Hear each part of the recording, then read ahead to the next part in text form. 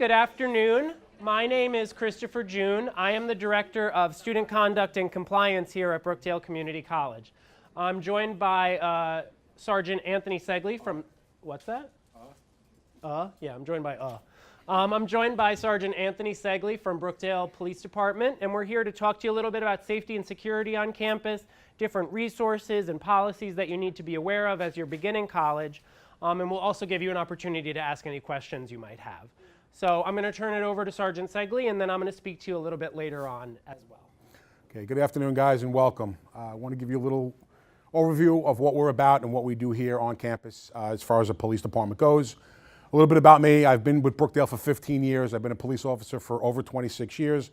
I was in the city prior to coming here, so it gives you a wide realm of what we do and how we do things. I went from a city department to here, which is much smaller than what I was used to dealing with, but I bring some knowledge to everything of how things work and how things shouldn't work. We are a fully functional police department. Some of you may or may not know that. We go to the same training as every other municipal police department does. We have the same powers of arrest, the same, just think of us as the town in which you reside in is exactly what we can do here. The laws apply the same here as they would in which town you come from. So with that being said, I have a small window to explain to you a lot of things. So unfortunately, a lot of things are going to be kind of condensed just to get the point across to what you guys need to know, the meat and potatoes of what we do here at Brookdale. We'll start off with the speed limit. Speed limit is 25 miles an hour on the main campus drive. None of you are going to do it. I get it. I understand that. We do radar. We have radar posts set up. You will see guys periodically doing that. We do write summonses to Middletown Municipal Court because we don't have our own court, obviously. So any summons that you do get is payable to the Middletown Municipal Court, and also arrests and anything else that may follow in that suit. I don't want to beat that down to let you know that's all we're here for. We're here to help you guys. We're here to make sure you guys get a good, excuse me, yeah, I'm in trouble. We'll make sure that you guys get a safe and secure education here at Brookdale. That's our main goal. With that being said, I want to move on to the parking, okay? The parking situation, your first few weeks are going to be a little rough. You're all new here. Some of you may or may not know the campus. If you don't, lot number 5 is where most of the people are going to be flocking to get, that's the main hub of the campus of where you want to get to all your classes. The MAN and the MAC building are located right off of lot 5, so that's where most of you are going to want to go. I can tell you that that lot fills up very fast, and you're going to be circling for spots. Lot number 1 is right where the cursor is. It's located off of Museum Drive. As soon as you pull into the campus from 520, you want to make your first right, and that takes you down to lot number 1. That is your safest and best bet. If you get here half an hour before your class starts, 45 minutes, depending on when your classes are. If they're in the afternoon, you got to get here like I would say 45 minutes to an hour before if you want to get a secure spot in lot number 5. That's where that's going to come into play for you. But understand, you can always go to lot 1. I can guarantee you, for the 15 years I've been here, there's always been a spot open there. No circling around, no looking for spots. You get right in, you get out, and then you have a trail that's going to lead you up to Back Campus Road, which is, I don't even know where it is on the map here. It's coming up, yeah. It's going to take you up to the main hub of the campus. That's going to be your best bet to park. Again, you can try lot 5. If you get a spot, that's great. A lot of times or not, if you get here, especially 10 minutes before your class is about to start, you're going to be circling. What happens then? Accidents. We have probably the first day we'll get, unfortunately, 15 accidents. Nothing major, not rollovers, nothing that's going to be a lot of fender benders. We get a lot of fender benders, and what happens is everybody backing out of a spot coming in, they see that spot. If you're waiting for a spot, you see some person pulling out, another person is also waiting for that spot, they come flying up, and they wind up, again, hitting each other, and that's where a lot of the accidents do happen, unfortunately. If you want to avoid that, again, please use lot 1. That is the main hub of the campus, okay? I'm sorry, lot 5 is the main hub of the campus. Lot 1 is where you should be going because, again, it's going to leave a lot of headaches for you at the end of the day. Staying on parking, handicap parking. We're very adamant here about handicap parking. We have a lot of spots accessible to handicapped and disabled people. What I mean by that now is, right, if you have that placard, I know, well, you probably know about a placard, you may have a relative, you may have one yourself, and that's all well and good. If you have one, that's great, you have nothing to worry about. If you come here and park in a handicapped spot and you don't have a handicap placard that's registered to you, you're going to get a summons. It's a very hefty summons and a mandatory court appearance. We're not looking to hammer anybody, but again, that's something that here we are very adamant about, and we do enforce that on a regular basis. I'm going to give you just a little bit of a situation of how things work with that. People don't realize that they have registration numbers on the bottom of the placard. It can run just be like a license plate. I go right to my car, I run through my computer, and it tells me who owns that placard and the year of birth of the owner. A lot of times that are not, if depending on the day, I'll sit and run 3 or 4 placards, and I'll know the age and date of birth, and the person who owns the placard. I'll wait for the person to come out to the car, and the person that I ran was born in 1943. The person I'm looking at is kind of like you guys, young guys. I know you're not 75 years old. I'll give them a chance to come clean with me. 90% of the time they don't. I let them know that, well, you look good for 75 years old. I don't know what your secret is, but whatever you're doing, it's working. And again, then you're issued a summons, mandatory court appearance in Middletown Municipal Court, and well over $300 after all is said and done. It's a pretty hefty fine to be paying. So please, if you're not handicapped and you don't have a placard, please don't park in the handicapped spots. Just park in the marked stalls. I know a lot of you are going to think about, oh, it's 10 spots open. It's raining, it's snowing, it's cold, it's hot to be closer to the buildings. I get it, but unfortunately, there's going to be a price to pay for it if you don't have a valid handicap placard issued to you. So just please keep that in mind. Smokers, how many smokers we have in here? None? That's great. That's a good thing. Smoking policy is a non-smoking campus for Brookdale. Nowhere except your vehicle is the only place you can smoke. Being that nobody put their hands up, there's no need for me to go any further with that because, again, any smoking will be done in your vehicles. So that's actually a good thing. Drills. All of you have done lockdown drills, I'm sure, within your schools, within your high schools. Unfortunately, over the last 5 to 7 years, it's been a main priority because of what's going on in the world today. We do the same thing here. We also do active shooter drills because obviously we're in a college setting, and unfortunately, that's what happens. You're going to realize from time to time, you're going to see us doing drills. You're going to be notified. Once you opt into the texting system, it'll notify you that a drill is going to be in progress. And just be ready. You're going to see us as well as possibly Middletown, the state police. We do train with them a lot. So again, because if we have a massive problem here on campus, we're going to go to outside agencies to help us out because we're a small agency. So again, we train with them a lot. You will see us on campus. You'll see a lot of cars sometimes, depending on what kind of drill that we're running for that day. Your participation in the drill, again, you're going to know because it's going to tell you it's a drill, but please participate as if it is the real thing. The students at Columbine didn't think it was a real thing. And a lot of them that made it through were interviewed, and a lot of them said that the reason why they didn't act because they thought it was just another drill, and they didn't know. That's the worst thing, guys. We do it purposely, again, for you, so God forbid we ever are faced with that situation, you guys will be versed on what and what not to do. And that's something that, again, is going to be posted on the website as far as a video and a dialogue of what's being done with active shooter, lockdowns, and also fire drills, your general fire drills you're going to get to. I know it's going to be like, oh, I'm in college now, I got to do fire drills. Unfortunately, you do.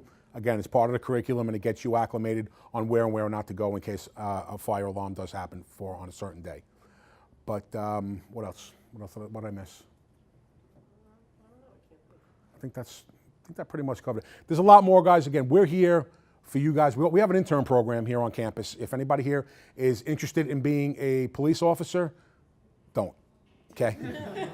Be a fireman. I can tell you that. 26 years, I can tell you, be a fireman. My son's a fireman. I said, that's what I should have did. But at any rate, we have an intern program. After 30 credits are achieved here at Brookdale, you can become part of the intern program here with the college. We will, if you're interested in it, there'll be something posted on the website as well to let you know if anybody is interested in it. Again, you could do ride-alongs with us. It's not going to be live PD. It's not going to be cops. You know, we're not going to have that hot of calls, but it gives you an idea of policing and how it works, community policing, and just everything in a nutshell. Because we do a little bit of everything here. You know, again, we're not New York City. We're not Jersey City. But again, we have our share of crime, so to speak, here, but nothing on a big scale that you would see at a city, whatnot. But again, if anybody is interested, please feel free to contact us, and we will give you all the information that you need to do that. One of our last interns is actually in the police academy right now in Monmouth County. So he went through with us, and then I don't even know what department he's going with for, but again, he is one of our interns that had gone through, and he did it too. So again, unfortunately, this is a condensed version because of time restraints that we're on. Chris June has to get some things about student conduct across to you as well. And again, I want to welcome everybody and hope you have a great time here at Brookdale. It's a great school. You'll see that as time goes on. And if you ever have any questions or need anything regarding anything at all, you can see one of us. You'll see us around the campus. We're in bicycle. You'll see some of us on foot. You'll see us in cars. You can contact us at any time for any questions or anything you might need. Any questions, by the way, before I? Yes. How many officers you got? We have 14 sworn officers. So there's no, anybody here going to the higher education centers, have classes, Long Branch, Freehold? Okay, there we have security officers. We don't have police there, so they will contact the local police if you have any issues over there. But we do have a security officer there.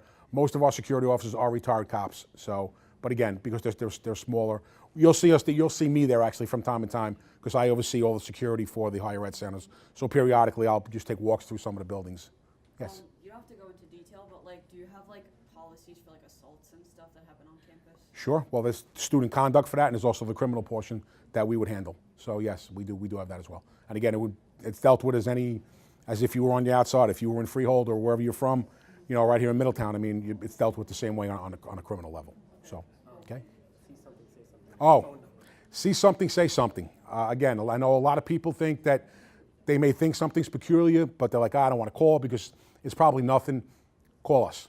It could be something as little as a backpack or a person just walking around a parking lot that you think is suspicious. You're sitting in there studying, which a lot of students do, especially when the weather's nice. They'll be sitting there studying, and you know, they'll see people looking through cars. We've caught a few people throughout the years stealing cars and or breaking into cars, so with theft. If you see that, if you think somebody's doing it, even if it's just an inclination, you think, oh, you know what, this guy might be doing something, let me get involved. Give us a call. You don't have to give us your name, nothing. Just say, I'm over in lot 1. I see somebody, he's been here for 20 minutes, I'm studying, and I see him looking like 7 or 8 different cars. We'll speak to him or her. And again, if it's nothing, no harm, no foul, no big deal. But let us decide that. Like I said, if you see something and you think that it's not right, give us a call. What you might think is strange, somebody else might not think. So again, if you think something's strange, just please give us a call and we'll make the determination. That's what we're here for. So that's part of what we do as well. So and that's it. Any other questions? Guys, thanks for your time. Good luck here at Brookdale, and I'll give you Chris June. Thanks. Thank you. As I said, yep, you're not quite done. A few more minutes and then you're on your way. My name is Christopher June. I'm the Director of Student Conduct and Compliance here at Brookdale. I want to take a few minutes just to discuss the college's code of conduct with you. In addition to all the federal, state, and local laws that the Brookdale police enforce, the college also has its own internal policy regarding student behavior. It's essentially your contract with the college in terms of the behavior that we expect and the process and the potential repercussions that might come about a student engaging in misconduct on campus. The reason this session is so important and why we like to do this so much early and often with our students is that we are a very safe campus and we want to keep it that way. So the more proactive things we can do, the police, student conduct, to make our students aware of our expectations, aware of how they can help support our communities, really helps in keeping our campus as safe as it has been continuing forward. So to that end, I would encourage all of you to read through the college's code of conduct before you begin classes. It's available online in the student handbook. Everyone got a sheet in their backpack with some information about student conduct and compliance on it. On that are 2 important things: the website for the student handbook and also my contact information. So like I said, go through the student handbook before you begin classes. It has a whole bunch of information about all sorts of important policies that impact you as students. As you're transitioning from high school to college, there might be a lot of things that are changing in terms of everything from registering to your class, making sure your bill is paid or your financial aid is in place, including your disciplinary records. We are going to be treating you all as adults now. So our expectation is that you will be responsible for those things, or you'll be the primary point person for those things. We're no longer going to be relying on your parents and family to help us guide you through your education. It's really going to be on you to make sure that what needs to happen is happening. So make sure you understand the different things that are going to impact you as a college student before you get started. A couple other things to be aware of. If students do get a conduct record while they're here, we are obligated to release that information if and when they go to transfer to a 4-year school. How many of our students are looking to transfer after they're done with Brookdale? A lot of us, right? So part of your application is going to be saying that Brookdale has permission to release any and all educational records, including disciplinary records. And most 4-year schools are going to see a student with a severe disciplinary record and say, we don't really want that person on our campus. They might not be a good fit for our community. So while there's implications for students that engage in misconduct in the moment, there is also the potential for there to be an impact later down the road. So that's just really important to keep in mind. I hope that none of you, and I don't expect that any of you, are going to get involved in any of the things that we're talking about today, But it's really important for us to make sure that you're aware of all the different policies and also resources that exist here at Brookdale as a student. You may not need them, as I said, but that doesn't mean your friend sitting next to you in class one day might not need them. You know, a friend that comes here in 2 years might not need them. Know that if there is a student that you're aware of that needs help, needs assistance, there are folks here at the campus that can help them, either connect them with the resources here on campus or also off-campus resources as well.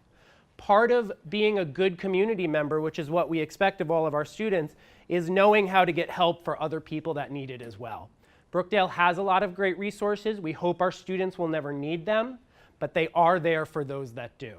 So you can always ask a professor, a student ambassador, myself, one of the police officers. If something's not right in any way, Brookdale wants to know about that, and we want to try and help in the best way that we can. Thank you very much.